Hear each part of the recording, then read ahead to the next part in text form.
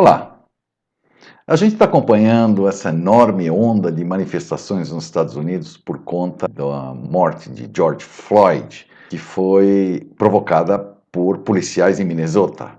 Isso reacendeu uma das maiores feridas ainda não cicatrizadas na América: o racismo. Embora a maioria dos manifestantes seja pacífico, houve vários casos de depredações, vandalismo e violência. E dizem que a culpa é do Antifa. Meu nome é Dalton Cortucci, você está no canal Liga o Beat e vamos entender um pouquinho por que nessa história aparece esse tal Antifa. Antes de mais nada, o que é e de onde vem esse Antifa? Antifa é a abreviação de antifascismo.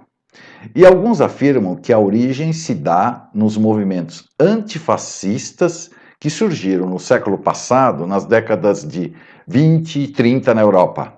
Mas ninguém sabe ao certo se foi lá que tudo começou. Eles propagam a ideia de que o partido nazista nunca teria chegado no poder na Alemanha se as pessoas os tivessem combatido nas ruas mais agressivamente nas décadas de 20 e 30. Na América, o Antifa se propagou de uma forma um pouco confusa. Alguns dizem que eles eram conhecidos como um movimento antirracista que atuou na década de 80 e que se confrontavam nas ruas contra os grupos skinheads neonazistas. Mesmo sem muita repercussão, eles continuaram crescendo, não só vagarosamente, mas em grupos isolados, formando uma rede sem qualquer tipo de organização. O que há em comum entre os antifas é a posição extremamente agressiva contra movimentos de extrema-direita. Talvez esse seja exatamente o ponto. Parece que quando Trump se elegeu, eles saíram do seu estado de dormência e passaram a promover vários protestos, a começar pelo dia da posse do Trump, em janeiro de 2017. Alguns meses depois da posse do Trump, os antifas voltaram a ser notícia num protesto contra uma palestra de um jornalista britânico de ultradireita em Berkeley, na Universidade da Califórnia. Nesse evento, eles arremessaram vários coquetéis Molotov dentro do campus da universidade. Mas foi em agosto de 2017 que eles ganharam as manchetes do mundo todo, quando os membros do grupo apareceram em Charlottesville, na Virgínia, para condenar o racismo durante um protesto organizado por nacionalistas brancos contra a remoção de uma estátua do general Robert Lee, que era o comandante-geral das tropas do Sul na Guerra Civil Norte-Americana. Esse protesto se tornou violento quando um sujeito, que era membro do nacionalismo branco, acelerou seu carro contra uma multidão de manifestantes, matando uma pessoa. Em resumo, nessa versão moderna, vamos dizer assim, o movimento Antifa não só combate os neonazistas e os racistas, mas também os neofascistas e a supremacia branca.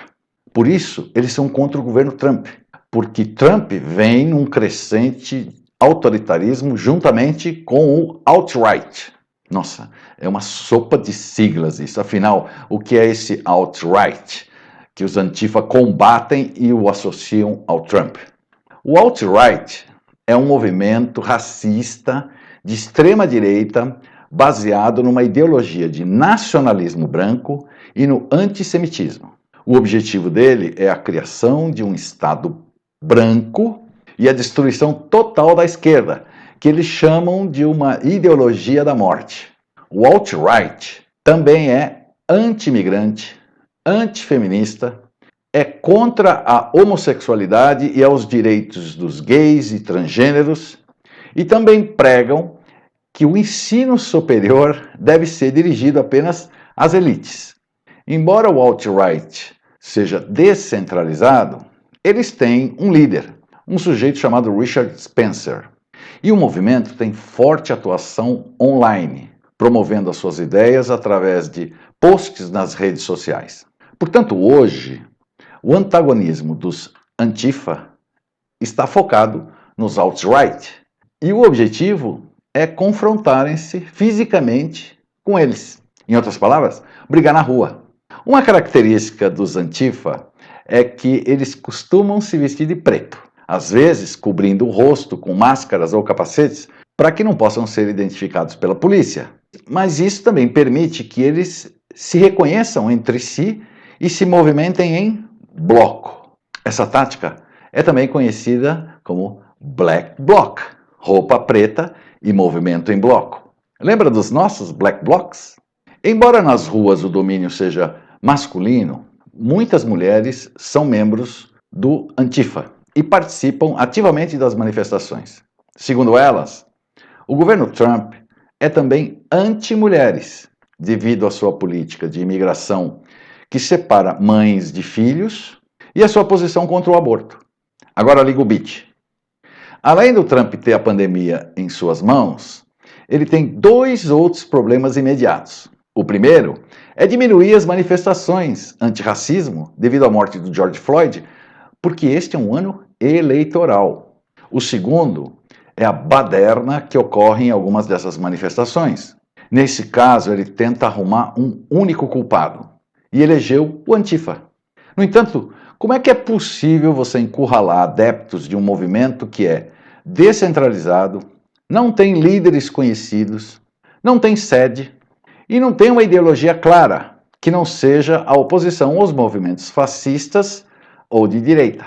O procurador-geral dos Estados Unidos, William Barr, ele declarou: a violência instigada e praticada pelo Antifa e outros grupos semelhantes em conexão com os distúrbios é terrorismo doméstico e será tratado de acordo. Só que ele não forneceu evidência alguma para suas alegações. No Twitter, o Trump também igualmente culpou o Antifa e a esquerda radical pela violência, mas também sem fornecer prova alguma.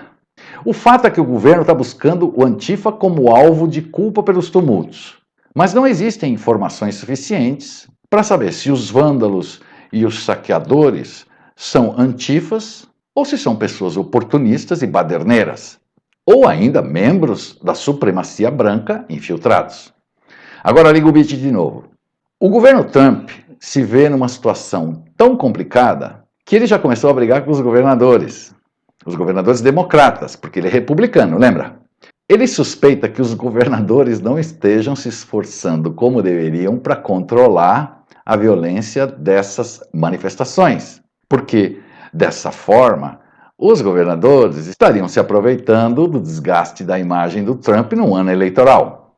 Bom, eu, pelo meu lado, ouso fazer uma breve analogia entre o que acontece lá e o que acontece aqui.